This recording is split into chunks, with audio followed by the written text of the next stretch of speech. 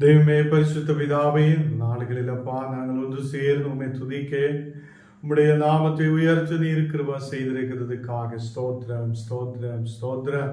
நீரே பரிசுத்தர் பரிசுத்தர் உன்னதமான தேவன். ஆண்டவரே, இந்த நாடுகளில் அப்பா ஓரோ மக்கள் மேல் உமது தெய்வீக வல்லமை ஊற்றப்படுவதற்காக ஸ்தோத்திரம். நாங்கள் விசுவாசத்தோடு நம்பிக்கையோடு உம்முடைய பாதத்தில் ஆயிருந்து தேவனே உம்மை துதிக்க, உம்முடைய வார்த்தைகளை தியானிக்க நீர் எங்களுக்கு கிருபை செய்ததுக்காக ஸ்தோத்திரம். இந்த நேரத்தில் அப்பா கூகுள் மீட்டாய் ஓரோ கிராமங்கள் பட்டணங்களிலிருந்து வந்திருக்கிற ஓரோ மக்களையும் நீர் பலப்படுத்தி ஆசீர்வதிக்கிறதுக்காக ஸ்தோத்திரம். எல்லாம் இந்த மக்களையும் நீர் ஆசீர்வதியும். ஆண்டவரே, இந்த மக்கள் தெய்வீக சிந்தனையோடு தெய்வீக ஆசீர்வாதத்தோடு தெய்வீக தரிசனத்தோடு முன்னாடி கடந்து வர நீர் கிருபை செய்ததுக்காக ஸ்தோத்திரம். நீரே நல்லவராய் வல்லவராய் எங்களோடு கூட இருந்து வழி நடத்துவதற்காக ஸ்தோத்திரம். ஆண்டவரே, நீர் எங்கள் ஆயுசை தீர்க்காயுசாய் மாற்றுத தேவன், எங்களை பலப்படுத்துத தேவன், எங்களை பாதுகாக்குத தேவன். நீர் உயிருள்ளவராய் எங்களோடு கூட இருக்குதற்காக ஸ்தோத்திரம். தேவனே, உயிருள்ளவருடைய தேசத்தில் உயிரோடு இருந்து உம்மை துதிக்க ஆண்டவரே நீர் கிருபை செய்திருக்கிறதுக்காக ஸ்தோத்திரம். இந்த நாடுகளில் நாங்கள் வசனங்கள் தியானிக்கும் போது உம்முடைய தெய்வீக பிரசனம் எங்களோடு கூட இருக்கட்டும். இன்னைக்கு கடந்து வந்திருக்கிற ஓரோ மக்களையும் நீர் ஆசீர்வதித்து பலப்படுத்தி வழி நடத்துவதற்காக ஸ்தோத்திரம். தேவனை உம்முடைய பிரசனத்தால் நிரப்பும். எல்லா மக்களும் ஆண்டவரே ஆவிக்குரிய நிலையில் வளரப்பட தெய்வீக ஆசீர்வாதம் உள்ள மக்களாய் இருக்கப்பட நீர் கிருபை செய்ததுக்காக ஸ்தோத்திரம். உம்முடைய ஆவியின் பிரசனம் உம்முடைய வல்லமை ஓரோ மக்கள் மேல் ஊற்றப்படுவதற்காக ஸ்தோத்திரம். இந்த நேரத்தில் அப்பா எங்களை முற்றிலும் தாழ்த்தி அர்ப்பணிக்கிறேன், எங்களை ஒப்பு கொடுக்கிறேன். தேவனே, நீர் எங்களை பரிசுத்தப்படுத்தி வழி நடத்துவதற்காக ஸ்தோத்திரம். எல்லா பலவீனதைகளை மாற்றும், எல்லா கண்ணீரான சூழ்நிலைகளை மாற்றும், பலப்படுத்தி எங்களை ஆசீர்வாதத்தோடு முன்னாடி நடத்துவதற்காக ஸ்தோத்திரம். எங்களை முற்றிலும் தாழ்த்தி ஒப்பு கொடுக்கிறேன் இயேசுவின் நாமத்தில். ஆமீன் ஆமீன். கர்த்தர் நம்மை ஆசீர்வதித்து வழி நடத்துவார். இன்னைக்கு கூகுள் மீட்டில் கடந்து வந்திருக்கிற உங்களை யாவரையும் கர்த்தராய் இயேசுவின் இனிமையுள்ள நாமத்தில் நான் வரவேற்கிறேன். தேவன் உங்களை ஆசீர்வதித்து பலப்படுத்துவார். கலாத்தியர் 4 அதிகாரம் அதில் 26 வசனம். கலாத்தியர் 4 அதிகாரம் அதில் 24 வசனம். மேலான எருசலேமோ சுயாதீனம் உள்ளவள், அவளே நாம் எல்லாருக்கும் தாயானவள். போன நாளுகளில் நாம் இந்த வசனத்தை தியானித்துக் கொண்டிருக்கிறார். மேலான எருசலேமோ என்ற விஷயத்தை குறித்து நாம் தியானித்து கொண்டு வருகிறார். தேவ பிள்ளைகளே, போன நாளுகளில் 2 தினமாக நாம் இந்த விஷயங்களை தியானித்து கொண்டிருக்கிறார். இந்த நாளுகளிலும் கூட தேவனுடைய வார்த்தையிலிருந்து இந்த வார்த்தை அப்போஸ்தலனாகிய பவுல் எதுக்காக சொல்லப்பட்டிருக்கிறார் என்றும், அப்போஸ்தலனாகிய பவுல் இந்த வார்த்தை எப்படி அதை மக்களுக்கு விளக்கி கொடுக்கிறார் என்றும் நாம் இதை பார்க்க போகிறார். இங்கே மேலான எருசலேமோ சுயாதீனம் உள்ளவள் என்று காணப்படுகிறது. 21 வசனம் வாசிக்கும் போது, நியாய பிரமாணத்துக்கு கீழ்பட்டிருக்க விரும்புகிற நீங்கள் நியாய பிரமாணம் சொல்லுகிறதையே கேட்கவில்லையா என்று ஒரு கேள்வியை வைக்கிறார். இது எனக்கு சொல்லுங்கள் என்று அப்போஸ்தலனாகிய பவுல் அங்கே எடுத்து சொல்லுகிறார். நியாயப்பிரமாணத்துக்கு கீழ்பட்டிருக்க விரும்புகிற நீங்கள். அப்போ அந்த நாடுகளில் யூத மக்கள் எல்லாரும் நியாயப்பிரமாணத்துக்கு கீழ்ப்படிந்திருந்த மக்கள் ஆகியிருந்திருக்கிறது. நமக்கு தெரியும், யூதா மதம் இருக்கிறது. அந்த யூதர்கள் எல்லாமே நியாய பிரமாணத்துக்கு கீழ்பட்டு இருக்க விரும்புத மக்களாய் இருந்திருக்கிறது. அப்போ நீங்க நியாய பிரமாணத்துக்கு கீழ்ப்படிந்து அப்போஸ்தலனாகிய பவுல் அந்த நியாய பிரமாணத்தையும் முன்னாடி உள்ள கீழ் வழக்கங்களையும் எடுத்து சொல்ல அவர் விரும்புகிறது. 1-2 விஷயங்கள் நாம் வாசிச்சு இந்த வசனத்தில் பார்க்கும்போது நமக்கு நல்லபடியே இது எதுக்காக சொல்லப்பட்டிருக்கிறார் என்று புரியும். இங்கு நீங்கள் நியாயப்பிரமாணம் சொல்லுகிறதையே கேட்கவில்லையா என்று ஒரு கேள்வியை ஆகி வைக்கிறார். அப்போ ஞானம் நீங்களும் வேதத்தை சொல்லுறது வேதத்தின்படி நடக்கலாம் என்று யோசிக்கிற மக்கள் தான். அப்போ கிறிஸ்தவராயிருக்கிற ஞானம் நீங்களும் தேவனுடைய வார்த்தையை நம்பணும், தேவனுடைய வார்த்தைக்கு கீழ்ப்படியணும் என்று நாம் யோசிக்கிற மக்கள் அதன்படி கீழ்ப்படியதற்காக முயற்சி எடுக்கிறார். அதே இங்கே நீங்கள் நியாயப்பிரமாணம் சொல்லுவதை கேட்கவில்லையா என்று கேட்கும் போது நமக்கு இன்னைக்கு இருக்கிற நிலைமையில் வசனம் சொல்லுவது நாம் கேட்கவில்லையா, வசனம் சொல்லுவது நாம் கேட்டு நடக்க முடியாதா என்றுள்ள ஒரு விஷயத்தை தான் அங்கே சொல்லப்பட்டது. இங்கே நியாயப்பிரமாணத்திலிருந்து சில விஷயங்களை இங்கே அப்போஸ்தலனாகிய பவுல் எடுத்து சொல்லுகிறது. அப்போ முன்னாடி நடந்த சில விஷயங்களே அப்போஸ்தலனாகிய பவுல் அங்கே எடுத்து சொல்லுகிறார், கலாத்திய சபைக்காக எடுத்து சொல்லுகிறார். நீங்க இப்போது நியாயப்பிரமாணத்துக்கு கீழ்ப்படிந்திருக்க விரும்புவத நீங்கள் அந்த நியாயப்பிரமாணம் சொல்லுத ஒரு வார்த்தையும் நீங்க கேட்கவில்லையா என்று கேட்கிறார். இது நீங்கள் எங்களுக்கு சொல்லுங்கள் என்று சொல்லி 22வது வசனம் வாசிக்கும் போது ஆபிரகாமுக்கு 2 குமாரர்கள் இருந்தார்கள் என்று எழுதியிருக்கிறது. ஒருவன் அடிமையானவனிடத்தில் பிறந்தவன், ஒருவன் சுயாதீனம் உள்ளவனிடத்தில் பிறந்தவன். அப்போ இங்கே ஆபிரகாமை குறித்து சொல்லுகிறார். நமக்கு தெரியும் ஆபிரகாம் யார் என்று நமக்கு தெரியும். அவர் உலகம் முழுவதும் விசுவாசிகளுக்கு ஒரு பிதாவாய் இருக்கிறவர். அவர் தேவனை சார்ந்திருந்த ஒரு மனிதன், எப்போதும் தேவன் சொல்லுத வார்த்தைக்கு கீழ்ப்படிந்து நடக்கிற ஒரு மனிதன். அதே இங்கே அவர் ஆபிரகாமுக்கு 2 குமாரர்கள் இருந்ததை அப்போஸ்தலனாகிய பவுல் எடுத்து சொல்லுகிறார். அப்போஸ்தலனாகிய பவுல் சொல்லப்படுகிறது, முன்னாடி உள்ள நியாயப்பிரமாணம் உங்களுக்கு தெரிந்த விஷயம். அந்த நியாயப்பிரமாணத்தில் சொல்லப்பட்டிருக்கிற காரியங்களில் சில விஷயங்களை அவர் ஆபிரகாமுடைய விஷயங்களை எடுத்து பேசுகிறார். ஆபிரகாமுக்கு 2 குமாரர்கள் இருந்தார்கள் என்று எழுதியிருக்கிறது. ஒருவன் அடிமையானவனிடத்தில் பிறந்தவன்.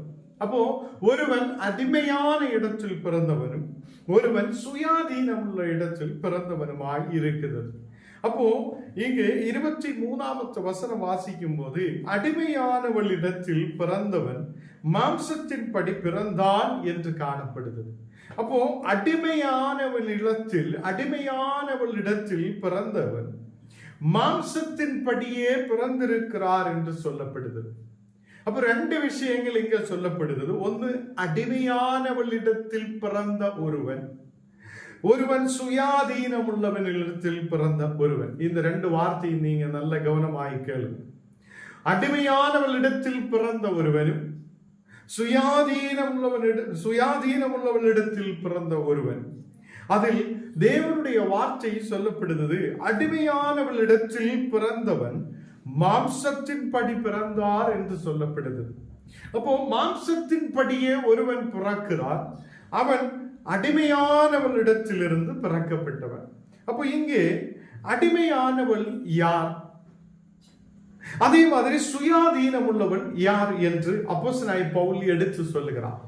கர்த்தருடைய பிள்ளைகளே, இங்கே ரெண்டு பேரை குறித்து நமக்கு பார்க்க முடியும்.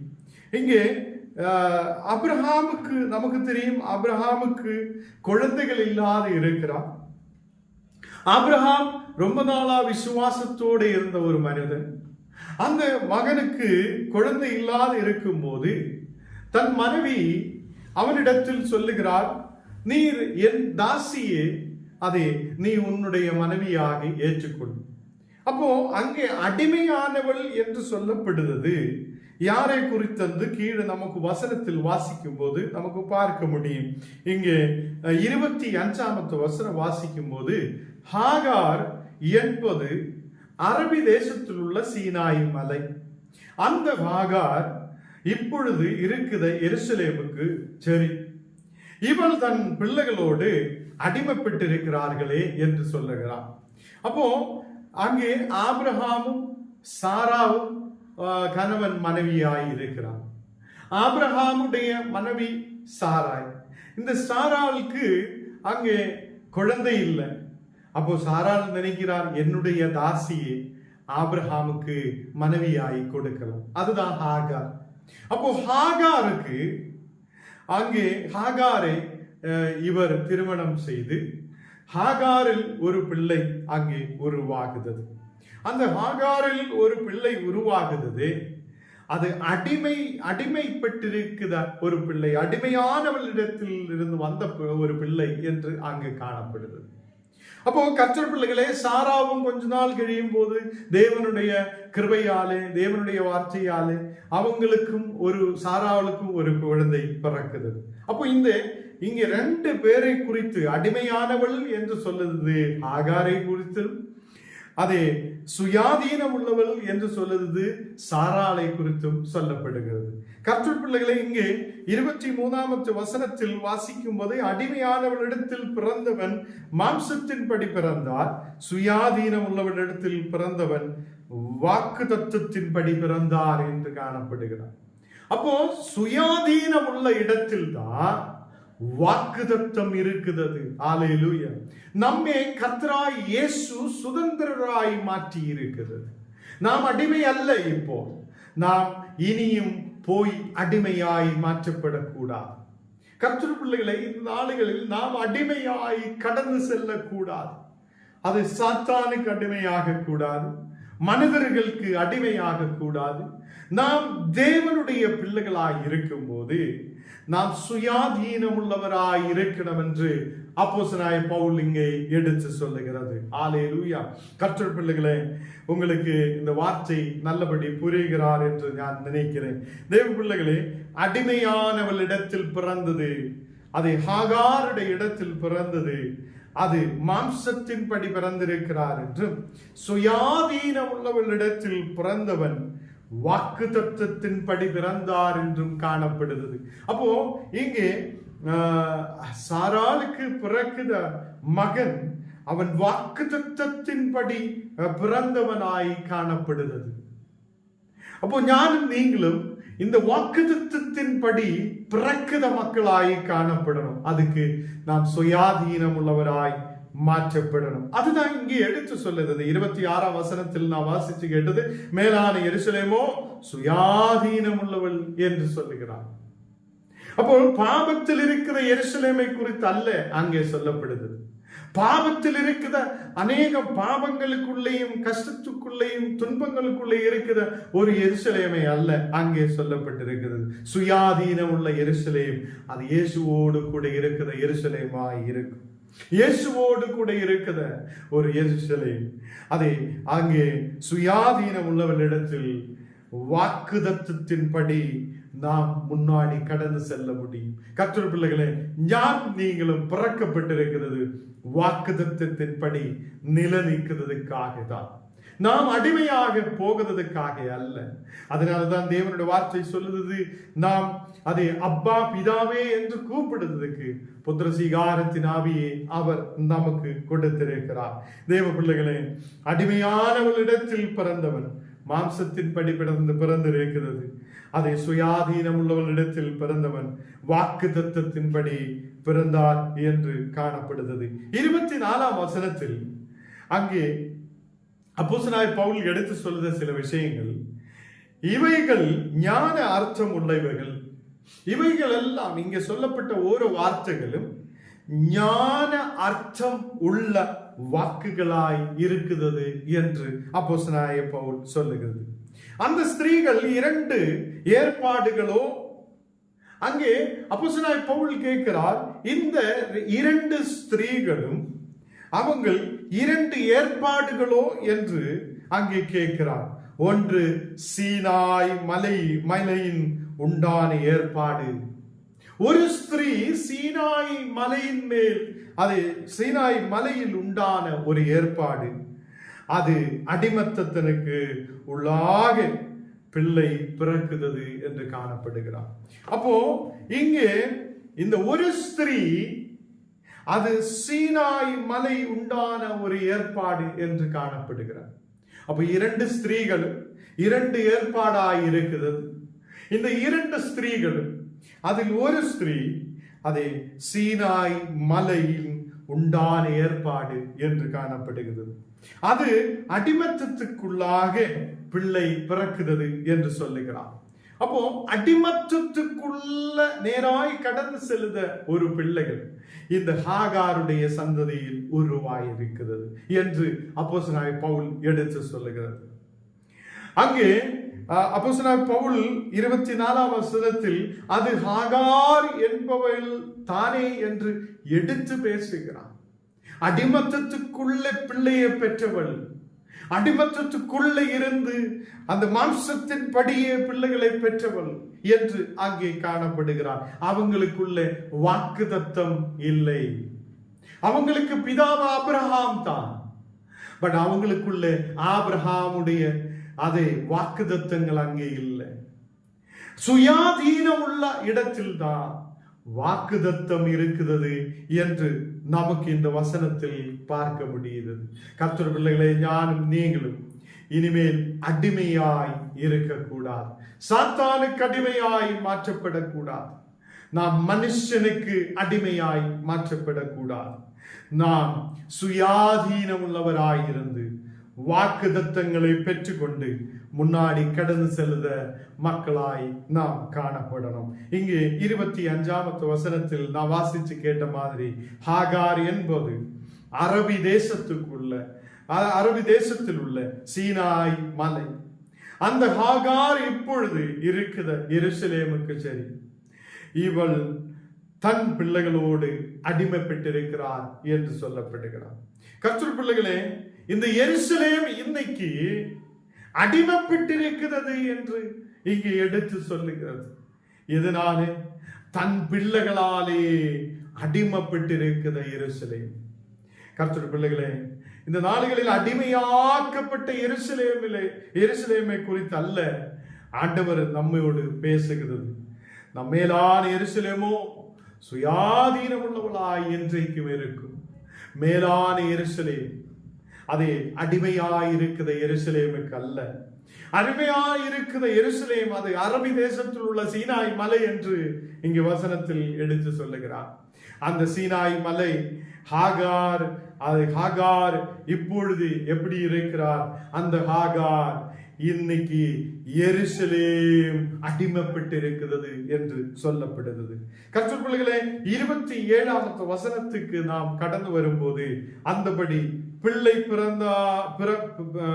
பிறாத மலடியே மகிழ்ந்திரு என்று வசனம் சொல்லுகிறது.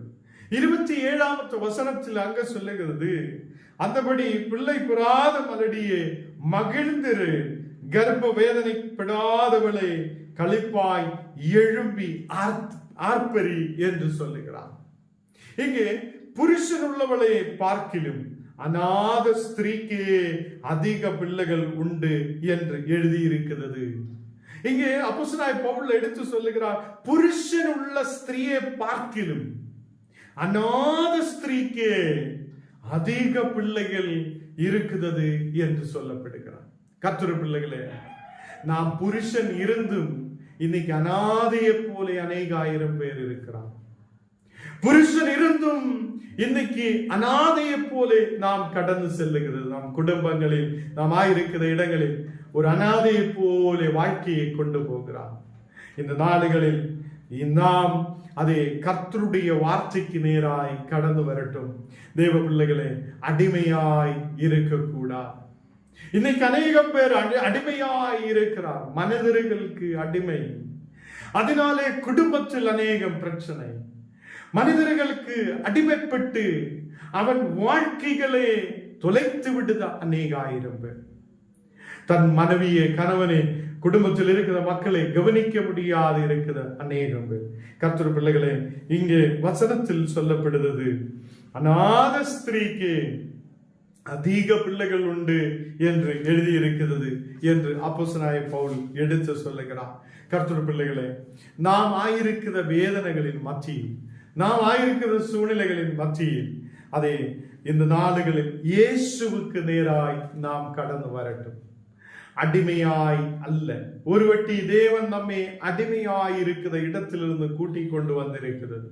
இன்னைக்கு ஒரு ஒளிக்குள்ளே கொண்டு வந்திருக்கிறது, ஒரு பிரகாசத்துக்குள்ளே கொண்டு வந்திருக்கிறது.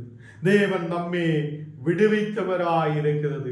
அவர் கால்வரி சிலுவையில் அணிகளால் அறையப்பட்டு கஷ்டங்களை எடுத்து, பாடுகளை எடுத்து, துன்பங்களை எடுத்து, அவர் நமக்காக, நம் குடும்பத்துக்காக, இந்த உலகத்திலே சகல மனிதர்களுக்காக அவர் இந்த உலகத்தில் இறங்கி வந்திருக்கிறது. அதனாலே ஞானும் நீங்களும் அடிமையாக்கப்படக்கூடாது. இங்கே வசனத்தில் சொல்லுது, 2 விதமான எருசலேம்.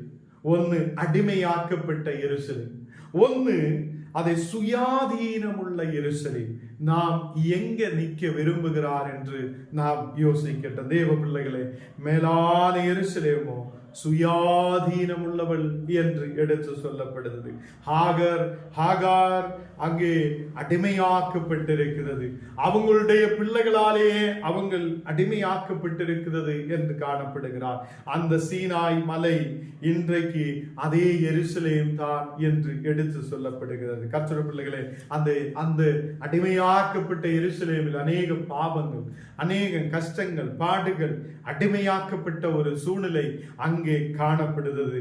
என்றால் இயேசு நம்மை கூப்பிடுத அதை எதுக்காக இந்த உலகத்தில் அவர் வந்து நம்மை அழைத்திருக்கிறார் என்றால், நாம் சுயாதீனம் உள்ள எருசலேமுக்கு நேராய் சுயாதீனம் உள்ளவராய் காணப்படணும் என்பதற்கு தான். கர்த்தருடைய பிள்ளைகளே, இந்த நாடுகளில் நாம் அநேக இடங்களில் அதே கணவன் இருந்தும் ஒரு அநாதையை போல இருக்கிற சூழ்நிலை, தகப்பன் தாய் இருந்தும் அநாதையாய் இருக்கிற ஒரு சூழ்நிலை. இன்றைக்கு அந்த இடத்திலிருந்து தேவன் நம்மை சுயாதீனத்துக்கு நேராய் கொண்டு வருகிறார். நாம் தேவனுக்கு நேராய் கடந்து வரட்டும். ஏதோ உலகத்திலே பொருள்களுக்கு பின்னாலே அல்ல, உலக பிரகாரம் உள்ள எருசலேமுக்கு பின்னாலே அல்ல. நாம் தேவனால் சுதந்திரிக்கப்பட்ட, தேவனால் சுயாதீனப்பட்ட ஒரு மக்களாய் நாம் காணப்படுகிறார். நமக்கு இயேசு இருளிலிருந்து ஒரு வெளிச்சத்துக்குள்ளே அவர் நம்மை கொண்டு வந்திருக்கிறது. 28வது வசனம் வாசிக்கும் போது, சகோதரரே, நாம் இசாக்கை போல வாக்குத்தத்தத்துக்கு பிள்ளைகளாய் இருக்கிறோம் என்று சொல்லப்படுகிறார். கர்த்தருடைய பிள்ளைகளே, இப்போ ஞானம் நீங்களும் ஈசாக்கை போல ஞானம் நீங்களும் வாக்குத்தத்தத்துக்கு பிள்ளைகளாய் இருக்கிறோம். எல்லாரும் சொல்லட்டும், ஞானம் நீங்களும் வாக்குத்தத்தத்துக்கு பிள்ளைகளாய் இருக்கிறோம். இப்பொழுது நான் தேவனுடைய வாக்குத்தத்தத்துக்கு பிள்ளைகளாய் இருக்கிறோம். நாம் சுதந்திரிக்கப்பட்ட மக்களாய் இருக்கிறோம். கர்த்தருடைய பிள்ளைகளே, சகோதரரே, நாம் ஈசாக்கை போல வாக்குத்தத்தத்துக்கு பிள்ளைகளாய் இருக்கிறோம். இப்போ நாம் அடிமை அல்ல, இப்போ நாம் தூரமாய் அல்ல, இப்போ நாம் இருளில் அல்ல. இந்த நேரத்திலிருந்து நாம் ஈசாக்குக்கு போல வாக்குத்தத்தத்துக்கு பிள்ளைகளாய் இருக்கிறோம். அப்போ தேவன் கொடுத்திருக்கிற வாக்குத்தத்தம் இன்னைக்கு உங்களிலும் என்னிலும் நிறைவேற போகிறது என்று நாம் விசுவசிக்கிறது. ஏனென்றால் நாம் சுயாதீனம் உள்ளவராய் இருக்கிறோம். அல்லேலூயா. இங்கே 29வது வசனம் கூட வாசிச்சு நான் நிப்பாட்ட விரும்புகிறேன். 29வது வசனத்தில், ஆகிலும் மாம்சத்தின்படி பிறந்தவன் ஆவியின்படி பிறந்தவனே அப்பொழுது துன்பப்படுத்தின போல இப்பொழுதும் நடந்து வருகிறது என்று சொல்லப்படுகிறது.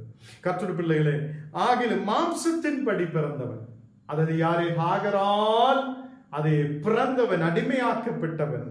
இன்னைக்கு ஆவியின்படி பிறந்தவனே இப்போதும் துன்பப்படுத்தி கொண்டிருக்கிறது என்று சொல்லப்படுகிறது. கர்த்தருடைய பிள்ளைகளே, நம்மை அநேகம் சூழ்நிலைகள் நம்மை துன்பப்படுத்துகிறது. அநேகம் அதே பிரச்சனைகள், மனிதர்கள் நம்மை துன்பப்படுத்துகிறது. அப்பொழுதும் நாம் சுயாதீனம் உள்ளவராய் இருக்க விரும்புங்கள். அவங்களுக்கு அதை கீழே நாம் கடந்து செல்லுதவங்களாய் அல்ல, அவங்களுக்கு அடிமையாக்கப்பட்டவராய் அல்ல. நம்மை அதை மாம்சத்தின்படி பிறந்தவங்கள் நம்மை அதை துன்பப்படுத்த வரும்போது நாம் ஆவியின்படி உற்சாகம் உள்ளவராய் மாற்றப்படணும். நாம் ஆவிக்குரிய நிலையில் சுயாதீனம் உள்ளவராய் மாற்றப்படணும். மேலான எருசலேமோ சுயாதீனம் உள்ளவள் என்று இங்கே வசனம் சொல்லுகிறது. நாம் இப்போ ஜெபிக்கலாம். நமக்கு ஜெபிக்கிறதுக்காக சைதன்யா சிஸ்டரை அழைக்கிறேன். இப்போ நம்ம ஊழியங்களுக்காக வந்திருக்கிற மக்களுக்காக இன்னைக்குள்ள வசனத்தை தேவன் கொடுத்ததுக்காக நாம் ஜெபிக்கலாம். எல்லாரும் கண்ணுகளை மூடலாம், ஜெபிக்கலாம்.